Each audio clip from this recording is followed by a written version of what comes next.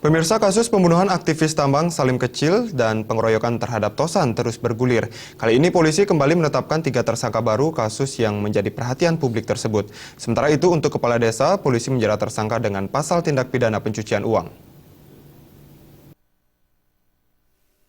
Setelah memeriksa hampir 40 saksi lebih, serta keterangan 24 tersangka pembunuhan dan pengeroyokan 2 aktivis anti tambang, Polda Jatim hari ini kembali menetapkan 3 tersangka baru dalam kasus pembunuhan Salim Kecil dan pengeroyokan Tosan. Menurut keterangan Kabid Humas Polda Jatim, 3 tersangka baru ini berperan ikut serta dalam pengeroyokan Tosan dan pembunuhan Salim Kecil.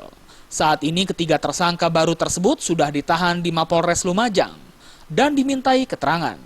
Sementara untuk kasus tambang ilegal, belum ada penambahan tersangka baru. Namun untuk kepala desa, polisi tak hanya menjerat dengan pasal perencana pembunuhan dan tambang ilegal. Namun tersangka juga dijerat dengan Undang-Undang Tindak Pidana Pencucian Uang. Pidana umum pengeroyokan itu ada 3 tersangka baru. Ya. Sekarang sudah ditetapkan tersangka, ditahan di Polres Lumajang. Perannya apa? Jadi peran ini seperti yang kasus pengeroyokan 170. Ikut di situ. Polisi masih terus mendalami keterangan saksi-saksi dan tersangka yang sudah diamankan untuk dilakukan pemeriksaan mendalam guna mengungkap keterlibatan pihak lain, baik yang terlibat dalam kasus pengeroyokan dan pembunuhan ataupun tambang ilegal. Dari Surabaya, Jawa Timur, Ferry Saputra.